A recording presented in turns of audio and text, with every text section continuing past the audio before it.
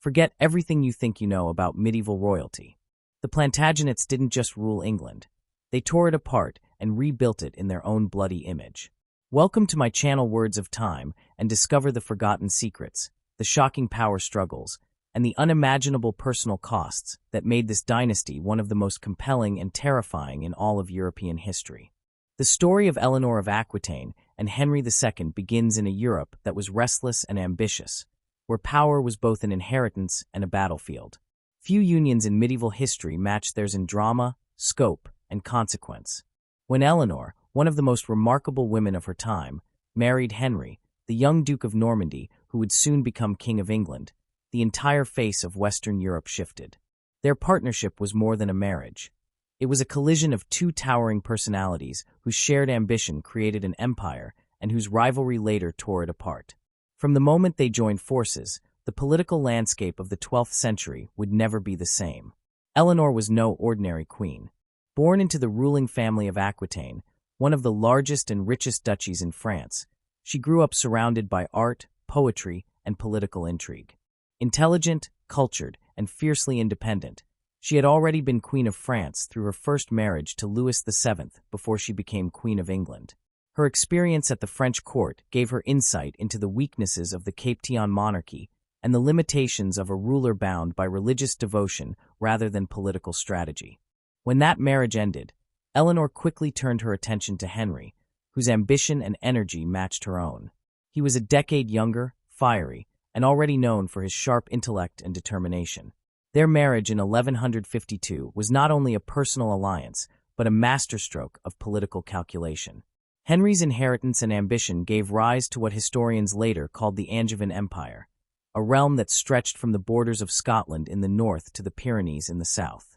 Through his father, Geoffrey of Anjou, Henry held the counties of Anjou and Maine. From his mother, the Empress Matilda, he inherited a claim to the English throne, which he secured in 1154 after years of civil war. Through Eleanor, he gained control of Aquitaine, one of the wealthiest regions in France. This sprawling collection of territories was held together by a complex web of loyalties, marriages, and conquests. It was not a unified empire in the modern sense, but rather a vast patchwork of lands bound to Henry by personal allegiance. Its sheer size and diversity gave Henry power greater than that of the French king, whose authority barely extended beyond the area surrounding Paris. Henry's rule was marked by relentless energy and reform. He was determined to restore order to England after the chaos of Stephen's reign. His legal and administrative changes laid the groundwork for the English common law, strengthening royal justice and reducing the power of feudal barons. But while Henry brought stability to England, his attention was always divided among his territories. He spent most of his reign traveling across his dominions, asserting authority and resolving disputes. Eleanor, meanwhile, ruled her lands in Aquitaine with a combination of grace and firmness, preserving her cultural court at Poitiers as a center of refinement and poetry. Together, they embodied both the strength and the fragility of the medieval monarchy, bound by power yet divided by pride. The relationship between Henry and Eleanor was never simple. In their early years, they appeared as a formidable team, partners in governance, parents to a dynasty, and symbols of vitality and ambition.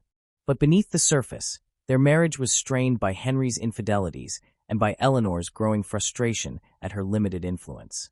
She had been a ruler in her own right before marrying him, and she resented being overshadowed.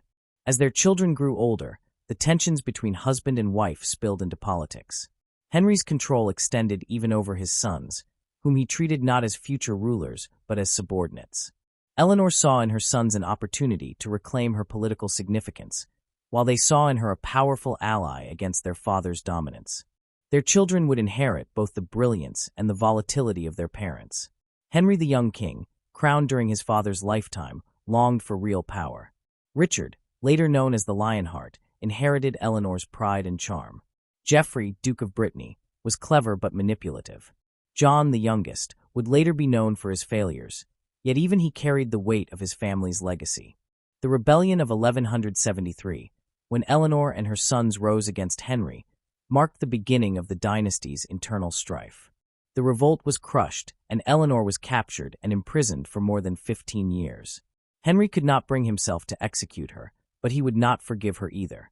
Their empire, vast and powerful, was already cracking under the pressure of personal ambition and mistrust.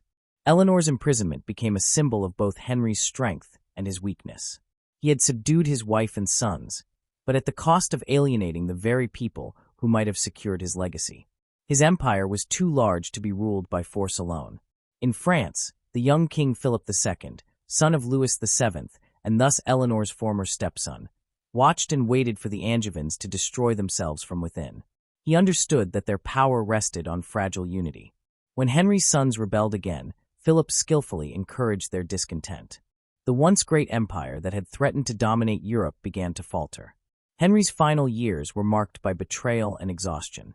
His sons, once the promise of his dynasty, became his greatest tormentors. The death of his beloved son, Henry the Young King, in 1183 broke his spirit. When Richard allied with Philip of France against him, the old king could no longer fight. He died in 1189, defeated by his own blood. The empire he had built with such determination seemed destined to fracture. Yet the story did not end with his death, for Eleanor, now freed, would once again step into the center of power. Eleanor, despite her age, proved that her will remained unbroken. She secured Richard's succession and guided the realm while he embarked on the Crusades. Her political skill and authority during this period were extraordinary. She managed the kingdom, negotiated with powerful nobles, and even arranged ransoms for Richard when he was captured on his way home. Her energy at nearly 70 years of age astonished her contemporaries. When Richard died without an heir, Eleanor again ensured the succession of her youngest son, John. Her influence helped preserve the dynasty through one of its most unstable transitions. The empire that Eleanor and Henry had built did not survive intact. Within a generation, most of the continental territories were lost to the French crown. Yet their legacy endured in other ways. The legal and administrative foundations Henry established in England became the backbone of English governance for centuries. Eleanor's patronage of the arts shaped the culture of both England and France, nurturing the ideals of chivalry and courtly love. Together, they had transformed medieval kingship, expanding its reach and redefining its responsibilities. What made their story so compelling was not merely the scale of their achievements, but the depth of their contradictions. They were both brilliant and flawed, visionary and self-destructive. Their partnership produced an empire, but their rivalry destroyed it. The ambition that united them also doomed them. Each saw in the other a reflection of their own will to power, and neither could yield. Their lives illustrated the dangerous blend of personal passion and political calculation that defined medieval rule. Every decision they made, whether in love or in war, had the potential to alter the fate of kingdoms. Eleanor's enduring reputation as one of the most powerful women of the Middle Ages owes much to her ability to survive and adapt. She was queen to 2 kings and mother to 2 more, and she shaped the course of European politics for nearly 7 decades. Her court in Aquitaine remained a beacon of refinement, even as the political world around her descended into conflict. Henry's name, meanwhile, stands among the great reformers of English monarchy. His legal innovations, his efforts to curb feudal power, and his assertion of royal authority laid the groundwork for a more centralized state. Yet he was also a man consumed by restlessness, unable to trust or share power. The brilliance of his reign was matched only by the bitterness of its end. Their union was not a romance, but a revolution. It joined the wealth and culture of the South with the military strength and legal discipline of the North. It created a dominion that challenged the very structure of European politics. For a time, it seemed that the House of Anjou might eclipse the French monarchy entirely. But the very nature of their power, personal, feudal, and divided, made it impossible to sustain. Their sons inherited not an empire of laws, but an empire of loyalties, which crumbled as soon as those loyalties shifted. Looking back, the story of Eleanor and Henry feels like the birth of both greatness and tragedy. Their ambitions gave rise to the Plantagenet dynasty, a line that would rule England for more than 3 centuries. Yet their personal conflicts sowed the seeds of endless strife within that dynasty. The echoes of their struggles could be felt in every generation that followed, from the wars of their sons to the rivalries of their descendants. In a sense, they unleashed not only the lion that became the symbol of English kingship, but also the turbulence that would haunt the realm for centuries. Their tale captures the essence of medieval power, the fine line between dominance and destruction, between vision and vanity. They were bound together by love, pride, and an insatiable desire for greatness. In their triumphs, they expanded the horizons of their world. In their failures, they revealed its limits. The empire they forged was as magnificent as it was unstable, and its rise and fall mirrored the passions of the two people who created it. Theirs was not merely the story of a marriage or a dynasty, but of how human ambition can build and break empires. Eleanor and Henry stood as the defining figures of their age, their lives intertwined with the destiny of nations. Their partnership transformed England and reshaped France, setting the stage for centuries of rivalry between the two realms. The power they wielded was unprecedented, yet the conflicts they unleashed were inevitable. The lion they brought to life roared across Europe, its echo lingering long after their deaths.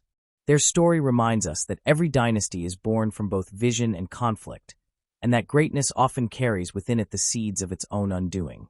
After the death of Henry II, the empire he had built trembled on uncertain ground, and yet, in its instability, it produced one of the most remarkable generations in medieval Europe.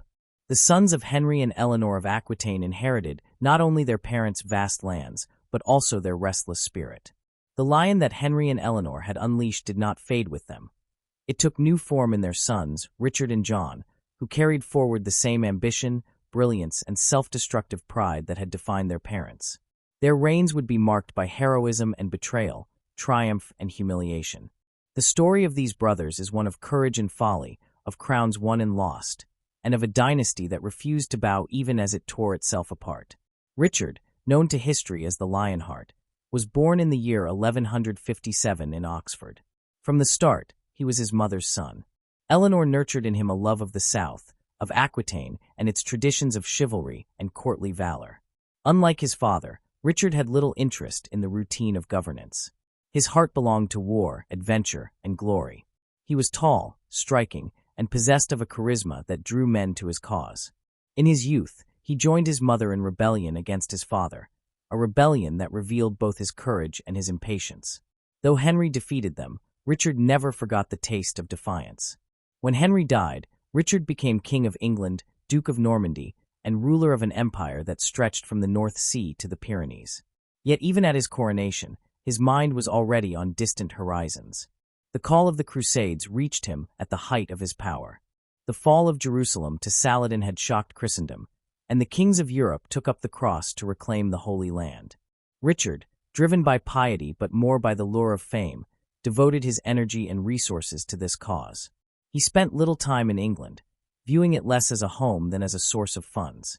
His subjects paid heavy taxes to finance his campaign, and yet they admired his bravery.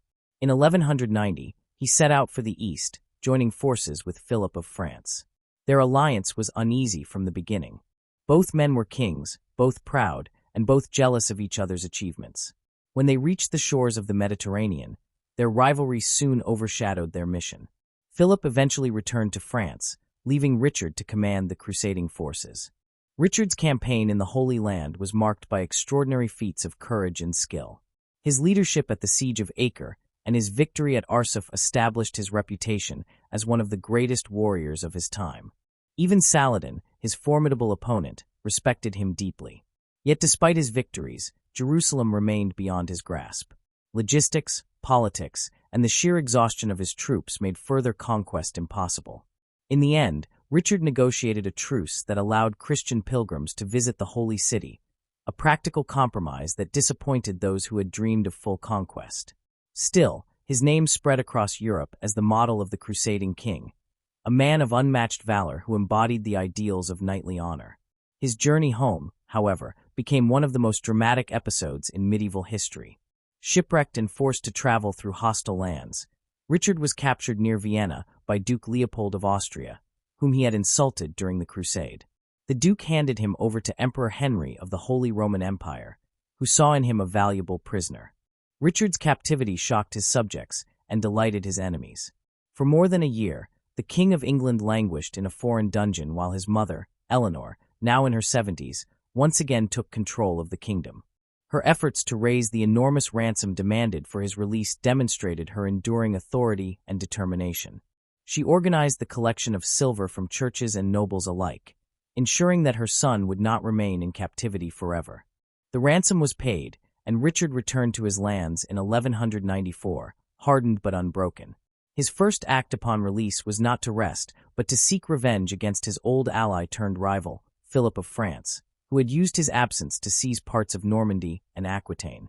For the remaining years of his reign, Richard devoted himself to defending his continental possessions.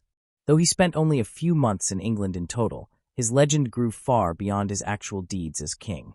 To his people, he was the embodiment of courage, the lion of their empire, even if his rule brought them little peace or prosperity. His wars consumed immense resources, but they also reinforced the Plantagenet image of unyielding pride and defiance. Richard's death came not in battle against kings, but in a minor siege in central France. In 1199, while besieging a rebellious vassal's castle, he was struck by a crossbow bolt. The wound turned gangrenous, and within days he was dead. His mother, Eleanor, was at his side when he died, her heart breaking for the son who had always been closest to her in spirit. Richard left no legitimate heirs, and the question of succession reopened old wounds within the family.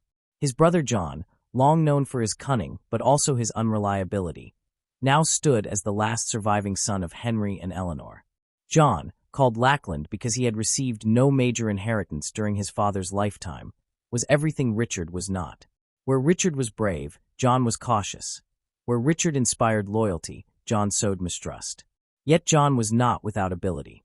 He was intelligent, literate, and politically aware. What he lacked was the charisma and moral strength to command respect. When he became king in the year 1199, the empire was already fragile. France, under Philip II, was determined to reclaim the lands lost to the Angevins. John's first years were spent struggling to secure his position. He married Isabella of Angoulême, a decision that alienated powerful nobles, and his heavy-handed treatment of his vassals drove many to rebellion. He was a man who sought control, but lacked the tact to maintain it. The loss of Normandy in 1204 was the defining blow of his reign. It marked the collapse of the continental empire that Henry II had built. Philip of France outmaneuvered him at every turn, taking advantage of John's mistrust and poor diplomacy. Many of John's own barons in Normandy defected to the French king. The fall of Château Gallard, the stronghold Richard had built to protect Normandy, symbolized the end of an era. England was now separated from its French possessions, and the dream of an Angevin empire faded into history. Yet John's reaction to these losses was not resignation but desperation. To recover his strength, he turned to England, taxing his subjects heavily to fund new campaigns. The burden grew unbearable, and discontent spread among the nobility. John's reign was one of almost continuous crisis. His quarrel with the church further weakened his position. When he refused to accept the Pope's choice of archbishop for Canterbury, England was placed under interdict, and John himself was excommunicated. For years, the sacraments were suspended, and the people lived in spiritual fear. Eventually, John submitted, surrendering England as a papal fief to regain favor, a humiliation that enraged his barons. His military ventures in France failed repeatedly, draining resources and morale. Yet John was not without moments of courage. He was a skilled administrator and a shrewd, if ruthless, tactician.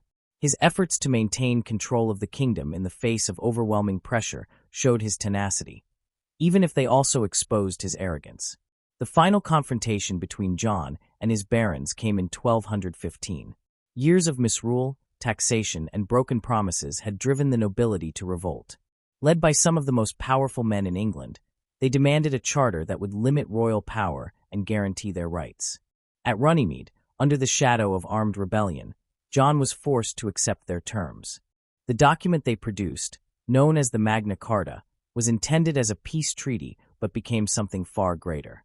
It established the principle that the king was subject to the law, not above it. Though its immediate effect was limited, its long-term significance was immense. It marked the beginning of a tradition of constitutional restraint that would shape English governance for centuries. John's acceptance of the Magna Carta did not end the conflict. Within months, he tried to break its terms, plunging the kingdom into civil war. The barons invited Prince Louis of France to claim the English throne, and John found himself fighting for survival. But fate intervened in a different way.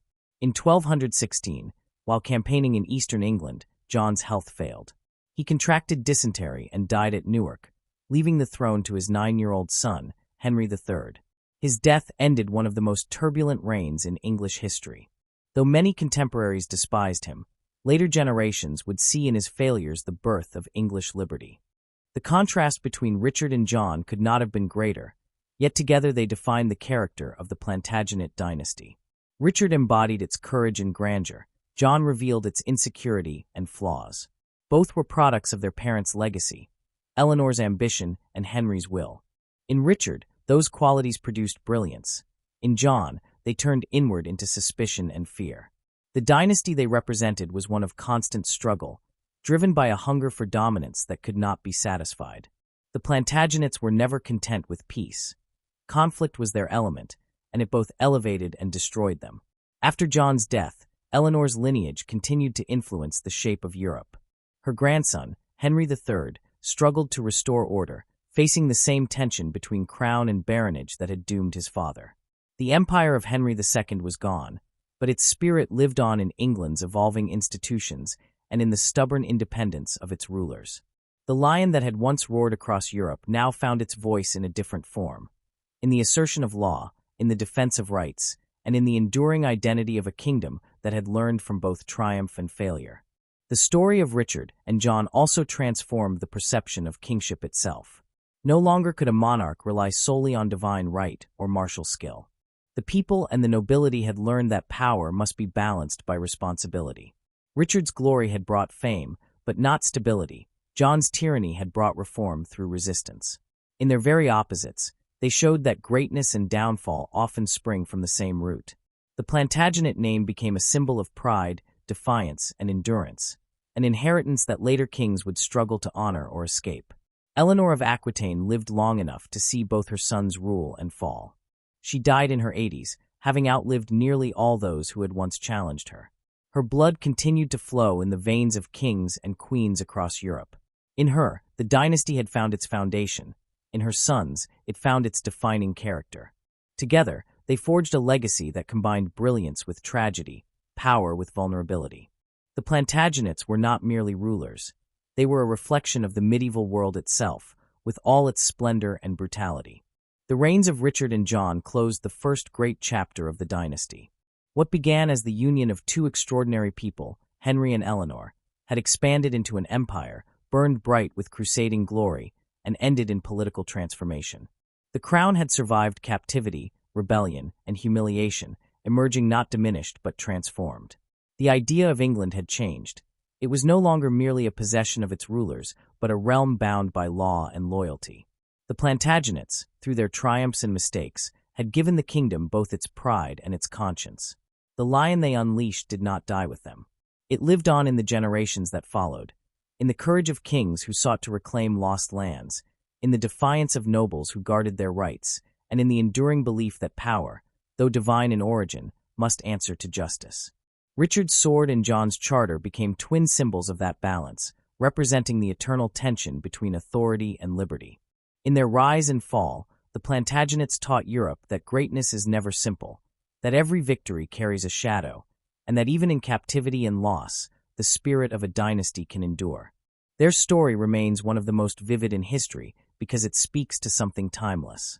It shows how courage and ambition can shape the destiny of nations, how pride can lead both to glory and ruin, and how from the struggles of flawed men can emerge ideals that outlive them.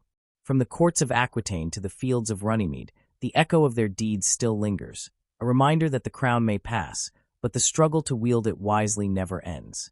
The sons of Henry and Eleanor carried forward the flame of their parents' vision, and though it flickered and burned unevenly, it lit the path for centuries to come.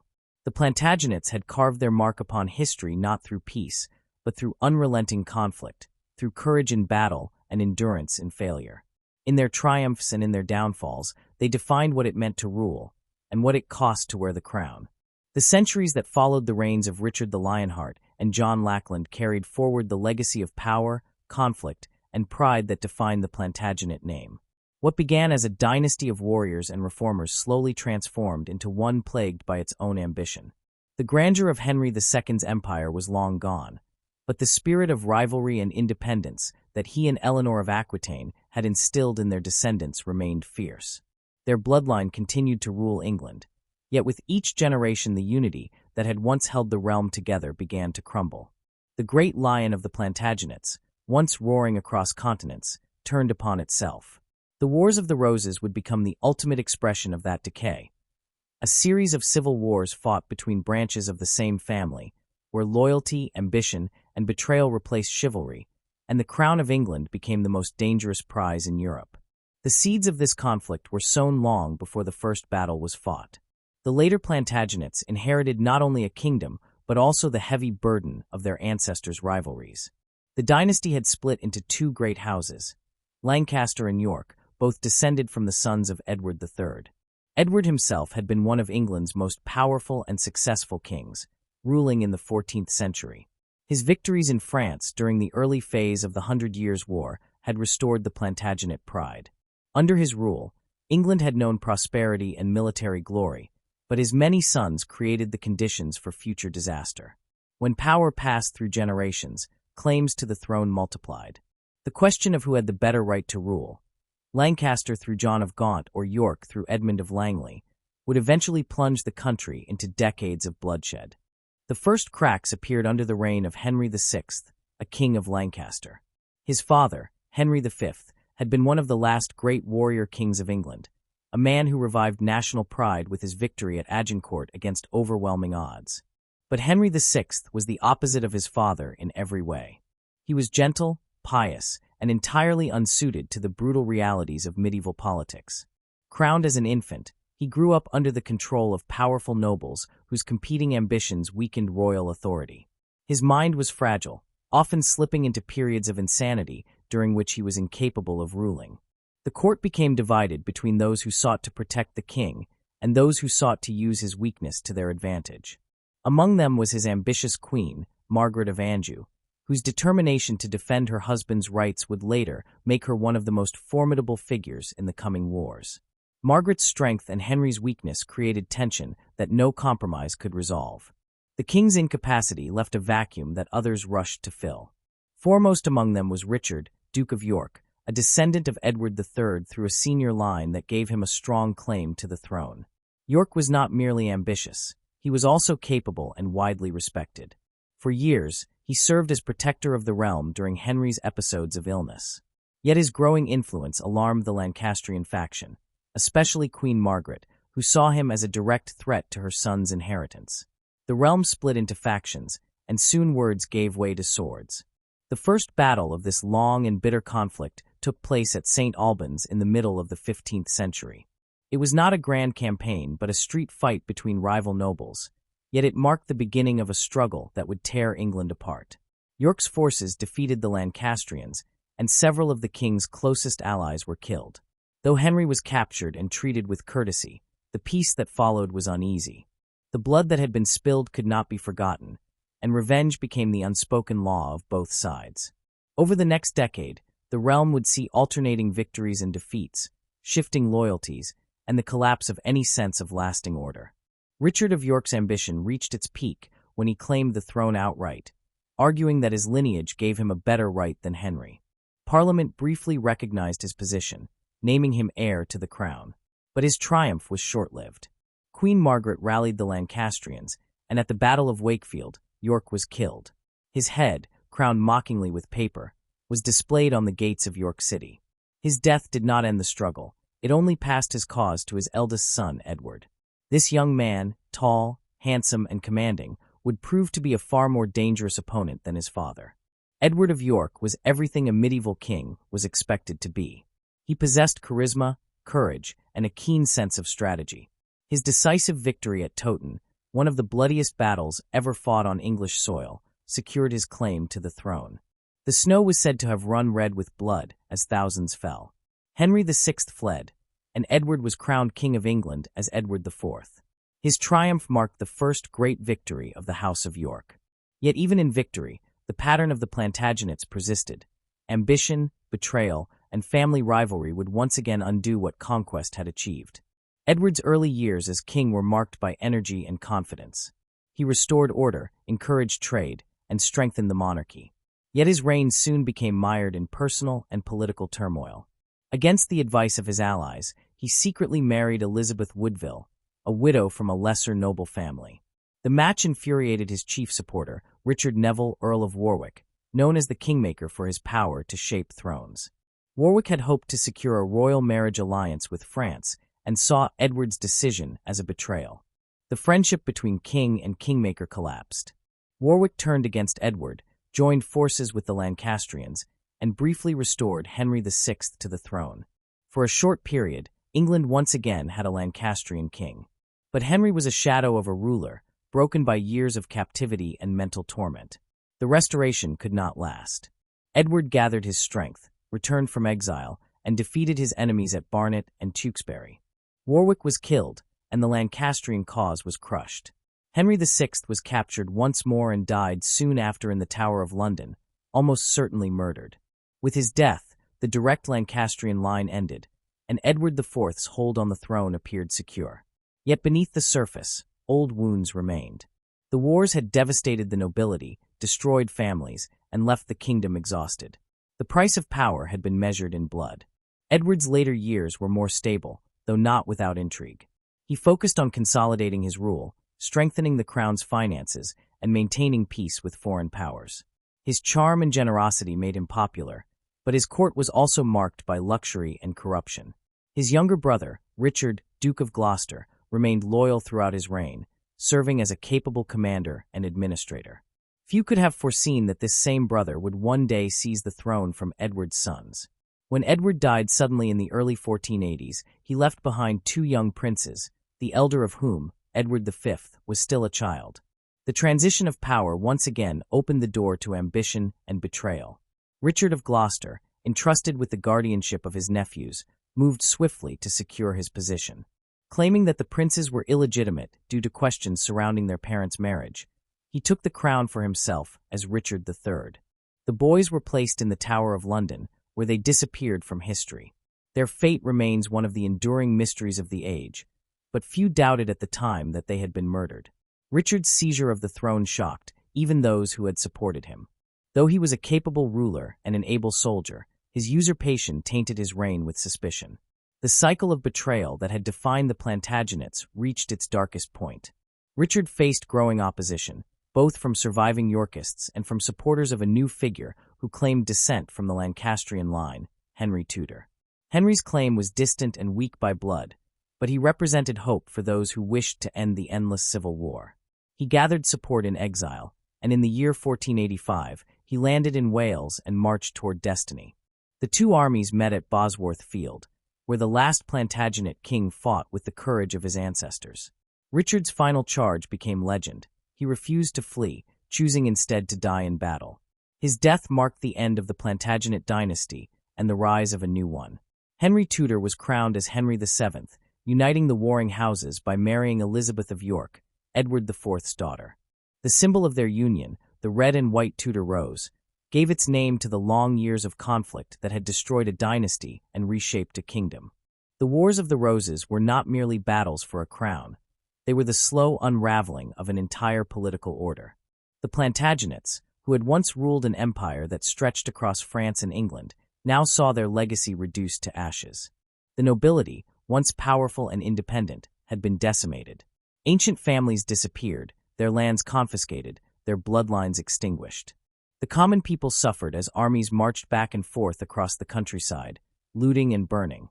Villages were destroyed, fields left untended, and famine followed in the wake of every campaign.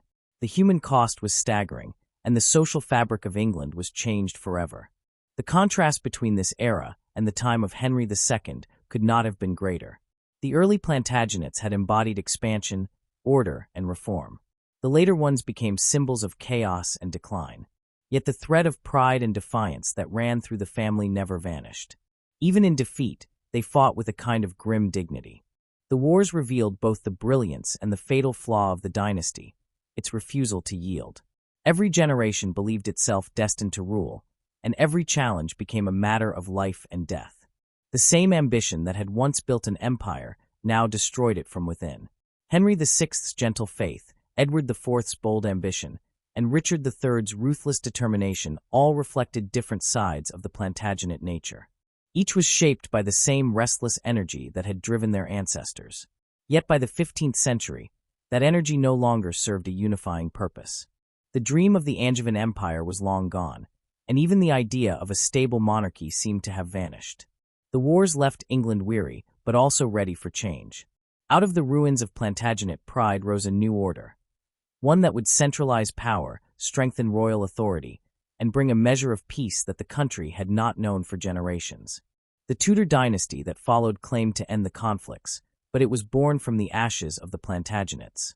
Henry VII's marriage to Elizabeth of York symbolized reconciliation, yet it also marked the triumph of pragmatism over passion. The new rulers learned from the failures of their predecessors. They understood that unchecked ambition could destroy even the greatest families. The Plantagenets had taught England a harsh but lasting lesson, that power without balance breeds ruin. Still, the memory of the Plantagenets never faded. Their story was too vast, too filled with glory and tragedy, to be forgotten. The castles they built, the laws they shaped, and the legends they inspired remained woven into the nation's identity. The Wars of the Roses, for all their destruction, were also a crucible from which modern England emerged. The feudal bonds that had once defined society weakened, and a more centralized state began to form. Out of chaos came transformation, and from ruin came renewal. The Plantagenet dynasty, from its birth with Henry and Eleanor to its end with Richard, was a mirror of the medieval world in all its contradictions. It began with vision and courage, reached its height in conquest and reform, and ended in blood and betrayal. The lion that had once roared across Europe finally fell silent on Bosworth Field, yet its shadow lingered. Every later king who wore the crown of England would walk in the path they had carved, aware of both their greatness and their downfall. In the centuries that followed, poets and chroniclers would look back on the Wars of the Roses not only as a tragedy, but as a story of endurance. The Plantagenets' fierce independence, their refusal to bow to fate, became part of England's soul. They left behind not only ruins and graves, but also ideals that survived them. The belief that power must be earned, that loyalty carries weight, and that the struggle for the crown is, in the end, a struggle for the nation itself. Their tale remains one of passion and ruin, of triumph and despair, but above all, it is the story of a family that shaped the destiny of a kingdom through fire and faith, leaving behind a legacy as enduring as the lion that once symbolized their might. The story of the Plantagenets, which began in brilliance with Henry II and Eleanor of Aquitaine, reached its final and most haunting chapter in the life and death of Richard III. His rise marked the last attempt of a family that had once ruled half of Europe to hold on to the English crown. His fall ended 3 centuries of Plantagenet power and opened the door to the age of the Tudors. Richard's brief reign, filled with controversy and mystery, came to symbolize both the greatness and the curse of his lineage. He stood at the point where medieval England ended and a new age began, his name forever bound to one of history's most dramatic turning points.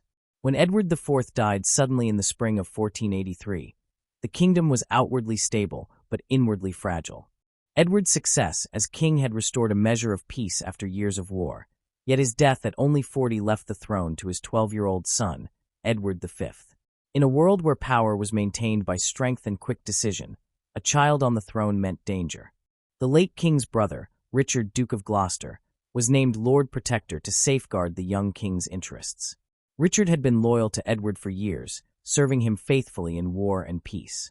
He was known for his discipline, his piety, and his administrative skill. Few could have predicted that within months, the Protector would seize the crown himself and bring about the end of his family's long rule. Richard's path to the throne began in suspicion. The Woodvilles, relatives of Edward IV's queen, Elizabeth, sought to control the government through the young king. They were resented by many nobles for their sudden rise and influence. Richard, viewing them as a threat both to himself and to stability, acted quickly. He intercepted Edward V as the boy traveled to his coronation and took him into his custody, claiming it was for his protection. Soon after, he arrested key Woodville supporters and asserted control over the royal council. The queen fled to sanctuary in Westminster Abbey with her younger son, Richard, Duke of York, but was persuaded to release him after promises of safety. Both princes were then lodged in the Tower of London, customary for those awaiting coronation, yet their confinement would soon take on a darker meaning. In June of that same year, a sermon was preached declaring that Edward IV's marriage to Elizabeth Woodville had been invalid because of a pre-contract with another woman. On that claim, Richard asserted that his nephews were illegitimate and that he, as the late king's true brother, was the rightful heir. Within days, he was proclaimed king. What followed remains one of the most disputed episodes in English history. The two young princes were seen less and less within the tower, and by the end of the summer they vanished entirely. Rumors spread that they had been murdered, and though no proof was ever found, many believed Richard responsible. The disappearance of the princes became a shadow that would follow him to his grave and beyond, shaping his reputation for centuries. Yet Richard's character was far more complex than the image of a ruthless villain that later writers, most notably Shakespeare, would paint. He was an efficient ruler, deeply concerned with justice and the welfare of his subjects. In his brief reign, he reformed laws to make them fairer, ensured that the poor had access to the courts, and curbed abuses by royal officials. He promoted printing, education, and trade, showing an awareness of the changing world. His personal piety was genuine, and he was devoted to his wife and Neville, the daughter of the powerful Earl of Warwick. He was brave in battle and skilled as a commander. Yet none of this could outweigh the stain of suspicion.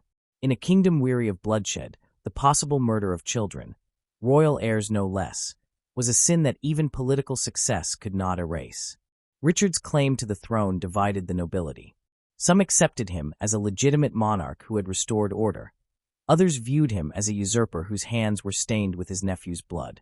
Among those who opposed him was Henry Tudor, a man whose name had barely been known in England before. Henry's claim to the throne came through his mother, Margaret Beaufort, a descendant of John of Gaunt, son of Edward III. It was a weak claim, but in the chaos of the time, even a distant bloodline could be turned into a rallying point.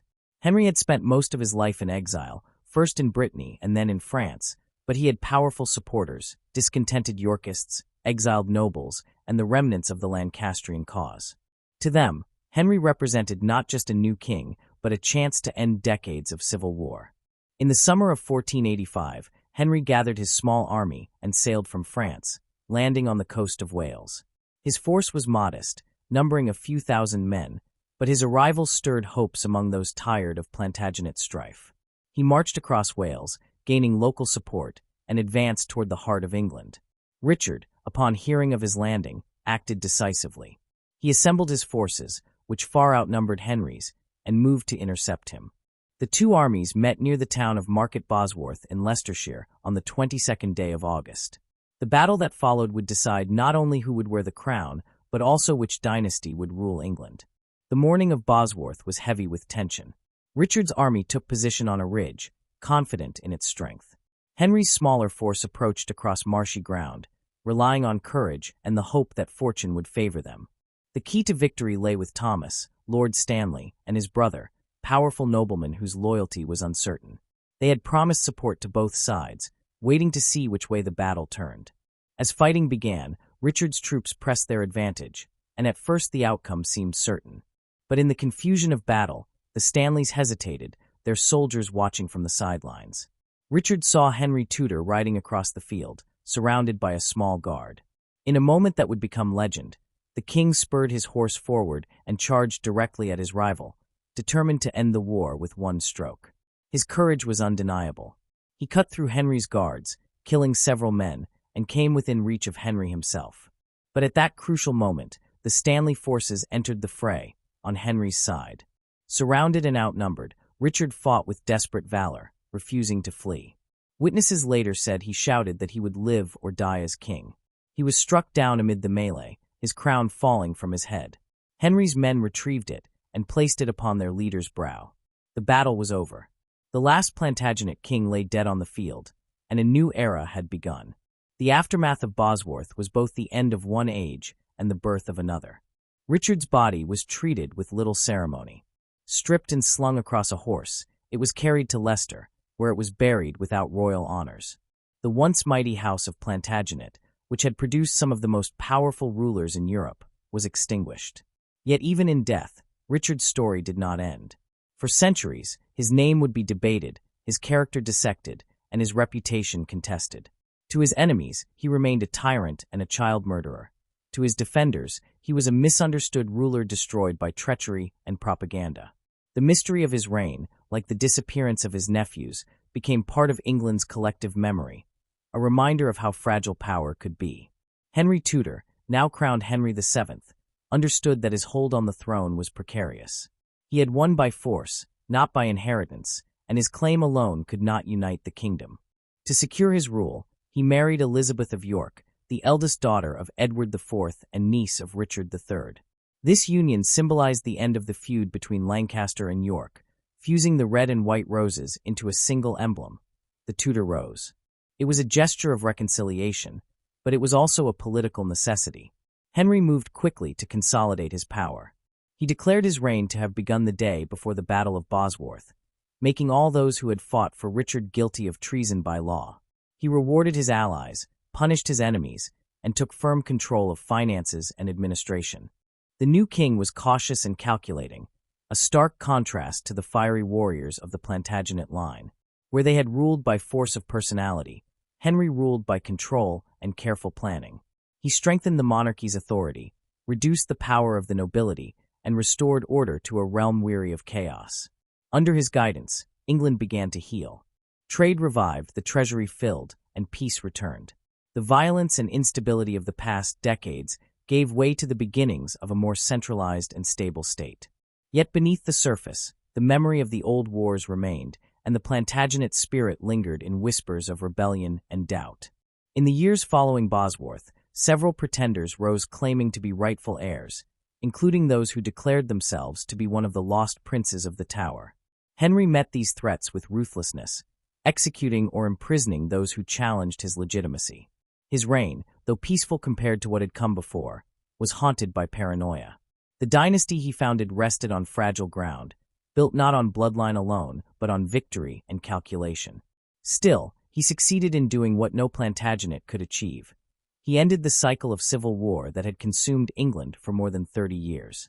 The dawn of Tudor rule marked the beginning of a new chapter in English history. It was a time of renewal, but also of transformation. The medieval world of knights and feudal loyalties gave way to a more modern state defined by law, administration, and diplomacy. The crown, once passed through generations of warrior kings, now rested on a family that valued survival over glory. Yet even as the Tudors built their legacy, they stood in the long shadow of the Plantagenets.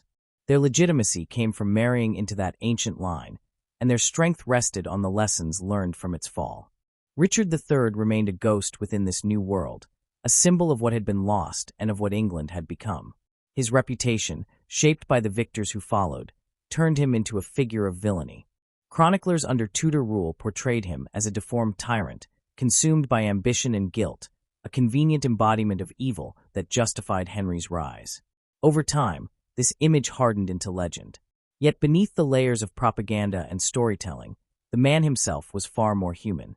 He was a product of his age, born into a world where power demanded ruthlessness, and where survival often required betrayal. He lived and died as a warrior king, true to the fierce spirit of the dynasty that had shaped him. Centuries later, when his bones were unearthed beneath a car park in Leicester, the world was reminded of the reality behind the myth. The curved spine, the wounds of battle, the evidence of his violent death, all spoke of a man who had faced his fate head-on. His rediscovery reignited debate over his life and reign, proving that even after 500 years, the last Plantagenet still held the power to capture imagination and divide opinion. His story endures because it embodies the tragedy and complexity of the era he ended, a world where loyalty could shift with the wind, and where greatness and ruin walked hand in hand. The fall of the Rose was not merely the death of a king, but the passing of an age. The Plantagenets had ruled through passion, ambition, and war. Their dynasty had given England its identity, its laws, and its legends. But the same fire that had built their power consumed them in the end.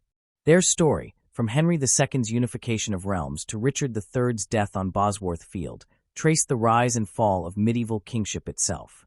In their downfall lay the birth of something new, the England of the Tudors, the England that would one day rise to global power.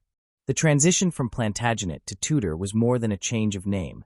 It was the moment when the crown ceased to be a prize won by blood and became a symbol of national stability. Yet the legacy of the Plantagenets remained deeply woven into the fabric of the realm. Their courage, their reforms, and their endless conflicts had forged the character of the nation. The lion and the rose, once emblems of pride and division, gave way to the unity of the Tudor emblem, but the spirit of both lived on. Thus ended the age of the Plantagenets, the dynasty that had shaped England through brilliance and destruction alike. From Eleanor's grace and Henry's ambition to Richard's fall and Henry Tudor's rise, their saga spanned centuries of triumph and tragedy. The Wars of the Roses had burned away the old order, but from their ashes rose a new kingdom, stronger, wiser, and more enduring. The last roar of the lion at Bosworth Field did not mark silence but transformation. The Plantagenet legacy became the foundation on which modern England was built, proving that even in ruin, greatness leaves its mark. The story of the Plantagenets did not end on the battlefield at Bosworth. Even though the last of their kings lay lifeless on the field and a new royal house claimed the crown. In truth, their shadows stretched far beyond their fall. Every monarch who ruled England after them inherited not only their blood, but also the world they had created. The foundations of English law, the shape of its government, the pride of its people, and the very idea of monarchy were all products of the Plantagenet age. Their rise and fall had carved the character of the nation, and their memory still stirs the imagination because their lives embodied everything that power can give and destroy. The Plantagenets ruled longer than any other dynasty in English history. For more than 3 centuries, they defined what kingship meant. They turned a fragile medieval kingdom into a powerful realm that influenced the course of Europe. Their reign saw moments of brilliance, of courage, of reform, but also of greed, betrayal, and loss. They were warriors, lawgivers, builders, poets, and schemers, and their legacy continues because the institutions they created still shape the world today.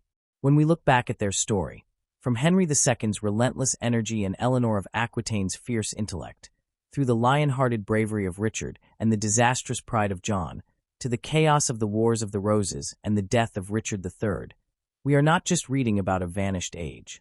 We are seeing the origins of the modern English state. One of their most lasting gifts was the development of law. Before the Plantagenets, justice was local, inconsistent, and often brutal. Henry II changed that by building a system that bound the realm together under one standard. He established royal courts that traveled through the country, bringing the king's law to every shire. He introduced procedures that relied on evidence and testimony, laying the foundation for the common law that still governs English-speaking nations. His quarrels with the Church and his conflict with Thomas Becket showed how far he was willing to push royal authority, yet his reforms endured long after his death. The very idea that the law could stand above personal will began with him. John, for all his failures, gave the nation something equally lasting. Forced by his barons to accept limits on his power, he sealed the Magna Carta, a document that would outlive both him and his dynasty. It began as a peace treaty, born out of desperation, but it became a symbol of freedom and legal restraint. It declared that even a king must obey the law, that no man could be imprisoned without due cause, and that the rights of subjects could not be taken away by force. Though it was revised, reissued, and reinterpreted many times, its spirit became part of the English identity. From that seed grew the principles that would shape parliaments, constitutions, and the concept of liberty across the world. Later generations of Plantagenet rulers built upon that foundation. Edward I created the model for parliament, calling representatives of towns and shires to share in governance. His laws standardized weights, measures, and customs, binding the kingdom together in trade and administration. Under the long reign of Edward III, England began to see itself not merely as a realm ruled by a king, but as a nation bound by common purpose and pride. His victories in France, his cultivation of chivalry, and his encouragement of the English language and literature all helped to forge a sense of unity. The people began to see themselves as English rather than as subjects of a feudal lord. That transformation in identity, begun under the Plantagenets, still defines the country centuries later. Their legacy extended beyond governance and law into culture and imagination. The Plantagenet age gave rise to some of the most enduring legends in Western history. The tales of King Arthur, though rooted in earlier myths, were revived and reshaped under their patronage to reflect the ideals of chivalry they promoted. Richard the Lionheart's exploits on crusade turned him into a romantic hero, even though his real life was far more complex.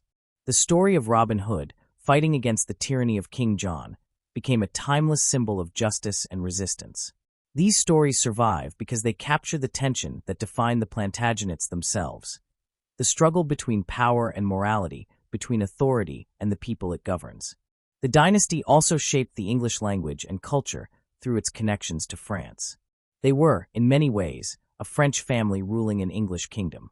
Their speech, customs, and courtly traditions came from across the Channel, yet their rule fused those influences into something new. The blending of Norman French with the old Anglo-Saxon tongue under their reign gave birth to the English language, as it is known today. Literature began to flourish in the vernacular, with poets like Geoffrey Chaucer writing in English rather than French or Latin. The Plantagenet world thus became the cradle of a culture that was both rooted in its past and open to change.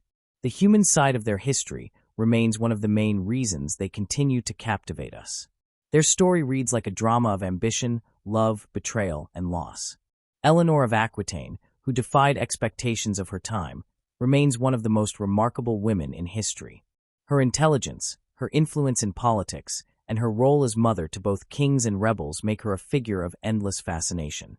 Her sons, Henry, Richard, and John, each carried part of her spirit, and their conflicts with one another reflected the eternal struggle within families for power and legacy. Later Plantagenets like Edward III and the Black Prince represented the high point of medieval chivalry, while figures like Richard II and Henry VI showed how fragile royal authority could be when separated from wisdom and strength. The Wars of the Roses, with their constant betrayals and shifting loyalties, remain one of the most compelling episodes in history because they expose the dark side of ambition. Brothers turned against brothers, fathers against sons, all in pursuit of a crown that brought more pain than peace. The human cost of those wars was immense. Whole noble families were wiped out, and the countryside was scarred by decades of conflict. Yet out of that ruin emerged the Tudor peace, built on lessons learned from Plantagenet failure. The nation came to understand that unchecked ambition and endless vengeance could destroy everything. The Plantagenet story, in that sense, became a moral lesson as well as a political one. Their legacy also continues to live through the bloodline that runs through modern monarchs.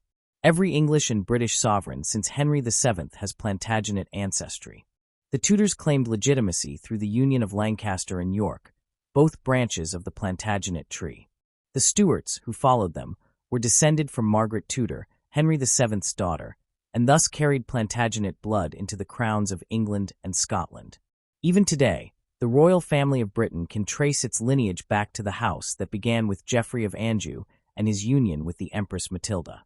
The lion that once roared across medieval banners still stands upon the royal arms, a living symbol of the dynasty's endurance. Beyond their bloodline, the Plantagenets left an intellectual and architectural heritage that continues to define England's landscape and institutions. They built castles, cathedrals, and halls that remain standing today as reminders of their grandeur and their belief in the permanence of their rule. The Tower of London, Windsor Castle, and Westminster Abbey all carry traces of their touch. They were patrons of art, architecture, and learning at a time when Europe was awakening to new ideas. The universities of Oxford and Cambridge grew under their protection, producing scholars who would go on to shape the Renaissance and the Reformation. Their reign bridged the medieval and modern worlds, ensuring that England would emerge strong and united. The fascination with the Plantagenets also owes much to how they have been remembered and reimagined in literature, theater, and film. Writers from Shakespeare to modern historians have found in their story an endless source of inspiration. Shakespeare's plays about the Wars of the Roses, from Richard II through Richard III, turned history into drama and gave their characters immortal life on the stage. Richard III, in particular, became one of literature's greatest villains, a symbol of the corruption that power can breed. Yet even that portrayal, though shaped by Tudor propaganda, reflects the continuing debate over truth and myth in history. Every new generation finds something different in these kings and queens: heroism, tragedy, cruelty, or courage. Modern popular culture continues to revive their world. Books, television series, and films draw from the Plantagenet saga because it contains every element of human conflict and emotion. Audiences are drawn to their stories not only because of the grandeur of medieval life, but because the themes they lived, ambition, loyalty, betrayal, and redemption, are timeless.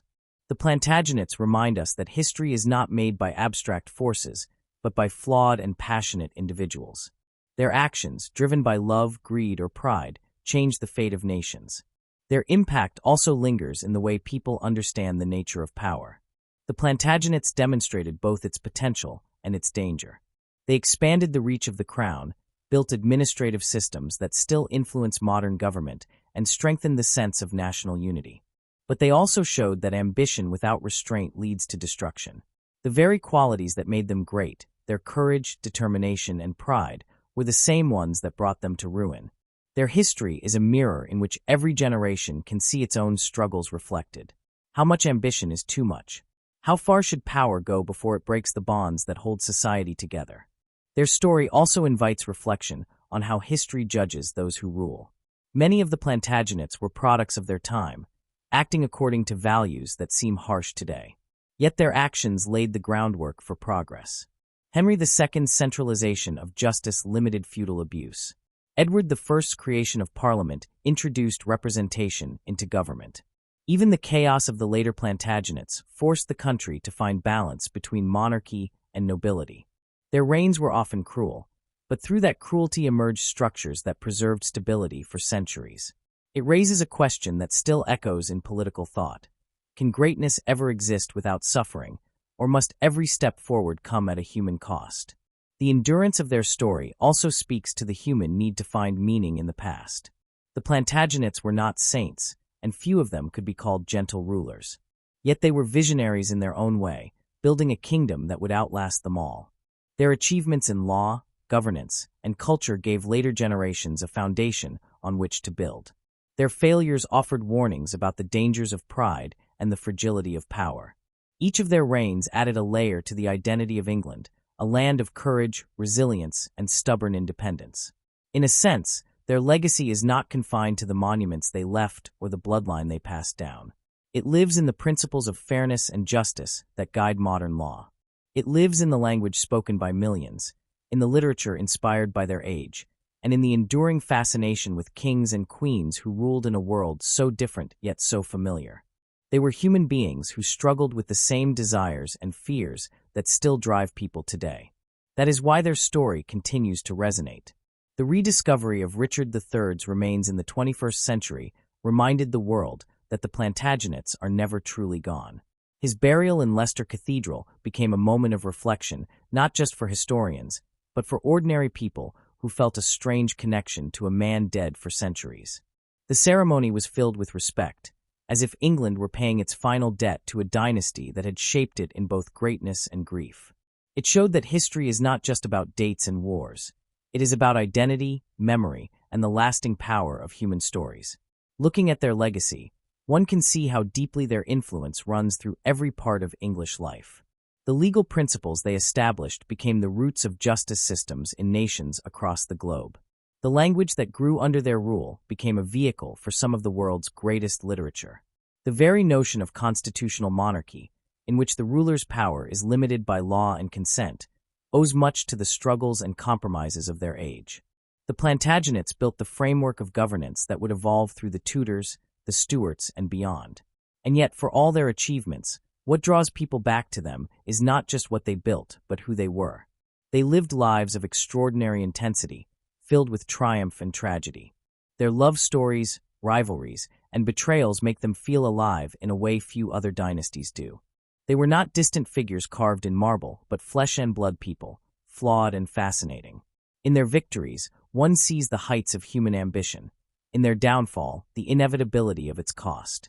The Plantagenets still matter because they remind us that power is never permanent, that greatness carries its own seeds of destruction, and that the legacy of any age lies not in its monuments but in its ideas. They began as conquerors and ended as victims of their own ambition, but in doing so they transformed a kingdom and left a mark that cannot fade. Their story is not just the tale of kings and queens. It is the story of how a nation found its identity through struggle, courage, and endurance. Even now, as their castles crumble and their names become legend, the questions their lives raise remain alive. What makes a ruler just?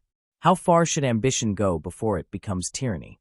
Can power ever be used without corrupting those who hold it?